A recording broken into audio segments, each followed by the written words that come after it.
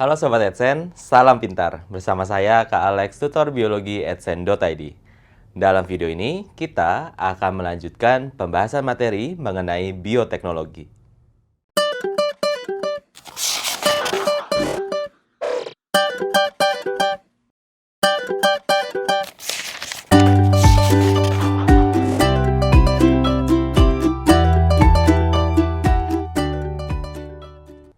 Sobat Edsen, sekarang kita akan melihat bentuk-bentuk lain dari bioteknologi.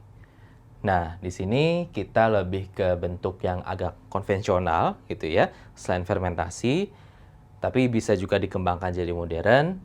Nah, kali ini kita akan melihat ada hibridisasi atau seleksi buatan, kemudian teknik penanaman, dan ada proses ekstraksi. Nah, teman-teman, di sini untuk hibridisasi atau seleksi buatan pastinya tahu, karena teman-teman sudah memahami prinsipnya dari bab mengenai hereditas atau pewarisan sifat, demikian juga pada evolusi. Nah, untuk hibridisasi atau seleksi buatan, kita tahu bahwa di sini kalau kita membicarakan hibridisasi, berarti kita melakukan persilangan, gitu ya. Nah, di sini ada kata buatannya, gitu ya. Berarti apa maksudnya? Berarti kita di sini, gitu ya, kita mengawinkan, gitu ya, mengawinkan makhluk hidup sesuai dengan karakter yang kita mau, gitu ya, atau yang mau kita ya mix and match, gitu ya, kita mau bikin variasi dari warna bunga ceritanya, mau campur antara merah sama putih, gimana ya hasilnya? Nah, kira-kira seperti itu. Oke ya. Jadi hibridisasi atau seleksi buatan inilah yang pada dasarnya itu yang menyebabkan tumbuhan pangan yang kita punya sekarang itu seperti itu gitu ya. Nah, saya pernah cerita soal jagung kita gitu ya. Nah, jagung yang ada sekarang itu ya nggak besar seperti dulu gitu ya. Jadi nggak kecil seperti dulu gitu ya. Sekarang jagung kita punya itu bulirnya besar-besar ya kan ya. Kemudian tokolnya juga panjang gitu ya. Jadi dapat ya layak untuk dimakan. Nah, tetapi kalau untuk bentuk asli dari si jagung gitu ya, yang jagung liar yang kita sebut sebagai teosinte gitu ya. Nah, itu bentuknya benar-benar kurus gitu ya, kecil, bulirnya dikit-dikit. Nah, maka dengan proses hibridisasi atau seleksi buatan selama bertahun-tahun lamanya, pada akhirnya kita dapatkan ya seperti demikian gitu ya, jagung yang dapat kita nikmati atau konsumsi dengan baik. Nah, demikian juga untuk tumbuhan lain, misalkan semangka, bagian merahnya dulu itu ya cuman kayak ya sepersekian bagiannya saja gitu ya. Kalau sekarang ya kita bilang semangka yang layak untuk dimakan adalah yang full merah gitu kan ya. Kalau dulu nggak seperti demikian gitu. Juga kita bisa melihat berbagai macam produk dari sawi-sawian gitu ya. Variasinya itu udah banyak banget. Ada Keila gitu ya, ada kailan dan sebagainya gitu dari satu spesies yang sama. Nah, itu hasil dari hibridisasi atau seleksi buatan. Demikian juga kita dapat lihat gitu ya pada misalkan serigala dengan anjing ya kan ya. Kita melakukan penjinakan gitu ya serigala sehingga kita dapat menghilangkan sifat yang kita mau. Oh ya, saya mau yang tubuhnya agak pendek gitu ya. Oh ya, yang agak kurus atau yang agak gemuk dan sebagainya sehingga kita dapat berbagai ras dari anjing gitu ya. Nah, jadi teman-teman, untuk hibridisasi atau seleksi buatan di sini kita dapat manfaatkan atau kita dapat lihat gitu ya, contohnya dari berbagai tumbuhan pangan gitu ya. Ataupun hewan-hewan yang kita sebut sebagai hewan-hewan domestik gitu ya, yang cenderung dekat dengan kita. Oke ya. Nah, jadi kira-kira seperti itu. Nah, kalau tumbuhan bagaimana sih untuk menyilangkannya agar kita dapatkan sifat yang sesuai gitu ya. Nah, misalkan di sini ada bunga gitu ya. Misalkan di sini ada bunga, kita tahu bahwa organ reproduksinya adalah tentu saja putik dan benang sari gitu ya, kalau dia punya dua-duanya. Nah, misalkan ini adalah si putiknya, ini benang sarinya. Nah, biar dia bisa sesuai dengan yang kita mau gitu ya, kita akan cegah dulu proses kemungkinan penyerbukannya gitu ya. Maka ini biasanya dipotong gitu ya. Ini yang kita sebut sebagai emaskulasi gitu ya, atau ya kalau di manusia seakan-akan kayak kebiri gitu ya. Kita akan potong bagian benang sarinya sehingga tidak ada proses penyerbukan yang kita nggak mau gitu ya. Nah, kita kemudian bisa ya lakukan polinasi buatan atau penyerbukan buatan dari bunga yang kita mau. Misalkan dari bunga warna pink gitu ya. Nah, ini serbuk sarinya kita taruh sini sengaja gitu. Jadi kira-kira seperti ini gitu ya untuk proses yang di tumbuhan. Oke ya. Nah, kemudian yang selanjutnya itu adalah teknik penanaman. Kita tahu bahwa agrikultur itu adalah salah satu penemuan yang paling berpengaruh di kehidupan kita selain bahasa gitu ya. Karena dari teknik agrikultur atau pertanian gitu ya, kita pada akhirnya dapat memenuhi kebutuhan pangan yang tentu saja gitu ya, kita ada banyak sekali. Nah, jadi dari proses atau perkembangan agrikultur atau pertanian, kita logikanya oh ya butuh tempat yang sangat luas gitu ya, kemudian pengendaliannya juga cukup merepotkan jika sangat luas ya kan ya. Dan nggak semua orang punya akses seperti demikian. Nah, maka akan berkembang teknik penanaman yang lainnya gitu ya, yang tidak tradisional. Misalkan apa? Misalkan teman-teman pasti setidaknya tahu mengenai hidroponik gitu ya. Hidroponik adalah teknik penanaman yang menggunakan media air gitu ya, tidak menggunakan media tanah. Nah, untuk ini gitu ya, berarti ini penanaman dengan media air ya gitu. Yang awalnya tanah jadinya air gitu. Misalkan mau kita nanam saisim gitu ya, atau bayam dan sebagainya gitu ya, tanpa memerlukan lahan tanah. Nah, maka ini konsepnya di sini adalah misalkan di sini ada pipa gitu ya, kemudian kita kasih lubang. Nah, ya udah kita akan tanam gitu. Ya, kita akan taruh si tunasnya gitu ya, atau ya bibitnya. Oke ya, di tempat atau spot-spot ini. Oke, nah nanti si akar itu akan dapat nutrisi dan air dari mana? Nah, dari air yang dialirkan gitu ya di bagian sini. Gitu. Jadi di sini adalah air gitu ya. Bisa kita masukkan juga pupuk cair gitu ya. Bisa tambahkan juga dengan nutrisi berupa pupuk cair. Teknik untuk hidroponik itu ada banyak sekali gitu ya. Ada yang berdasarkan sistem pengalirannya, apakah dia 2 kali atau sekali gitu ya, atau langsung buang. Ada juga yang tipenya melalui perendaman gitu ya, atau sistem banjir gitu ya. Jadi ini nanti akan pasang dulu gitu, naik airnya, kemudian selama beberapa waktu surut gitu ya. Jadi dalam beberapa waktu itu bisa pasang surut. Nah, jadi tekniknya itu ada cukup banyak. Dan kita bisa lihat gitu ya, hidroponik itu bisa digunakan sebagai alternatif untuk menanam.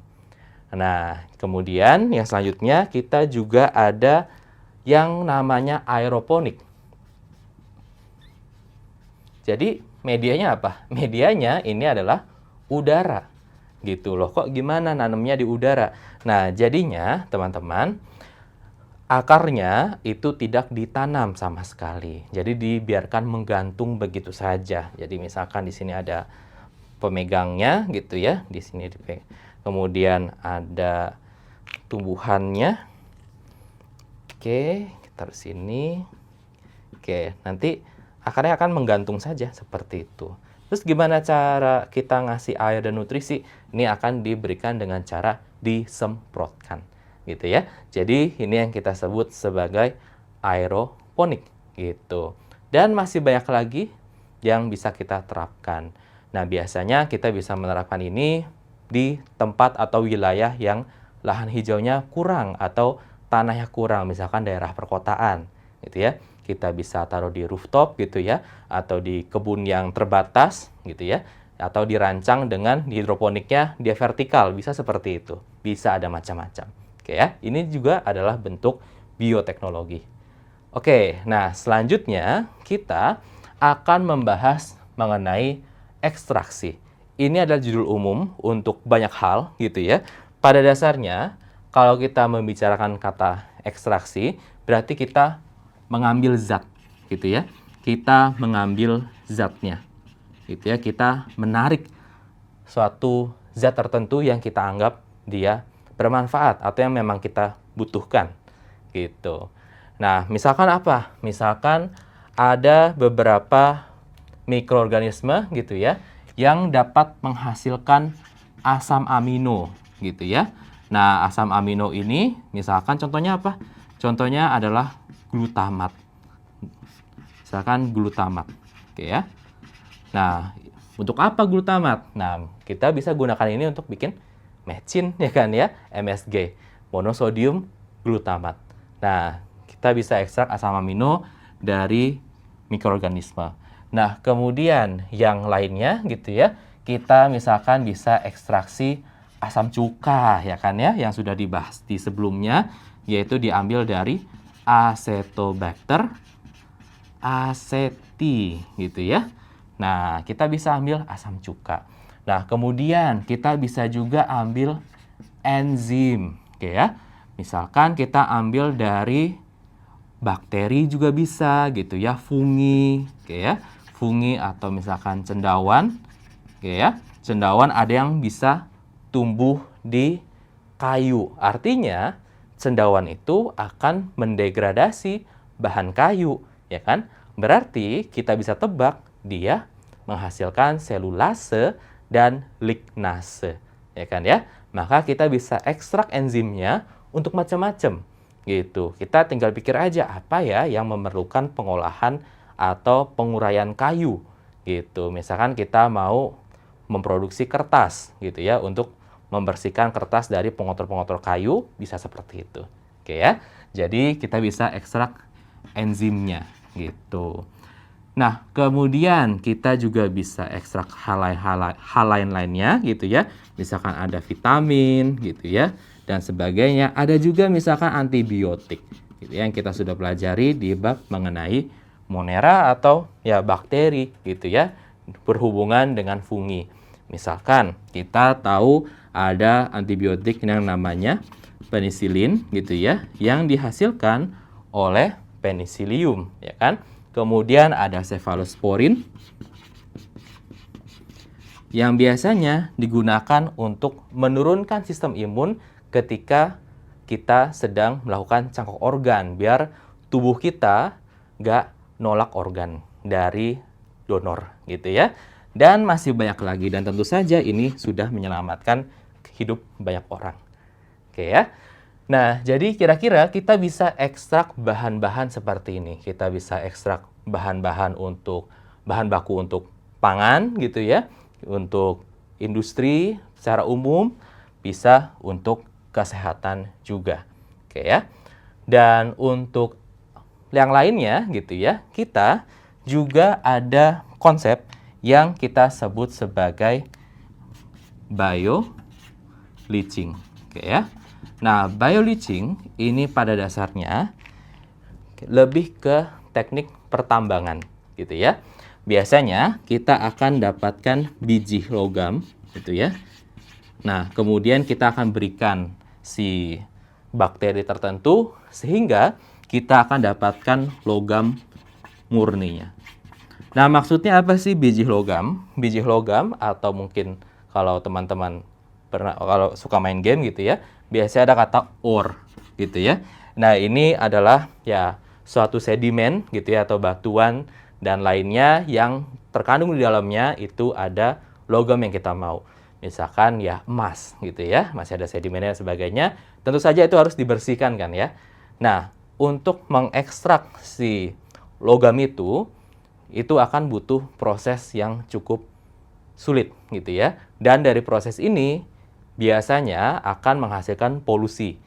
Nah, kita bisa gunakan mikroorganisme nih, unik banget gitu ya. Dia bisa ngekstrak logam murni dari si bijinya. Nah, yaitu si kelompok Thiobacillus. Oke ya. Thiobacillus. Nah, yang biasa dikeluarkan di ujian itu adalah Thiobacillus ferrooxidans.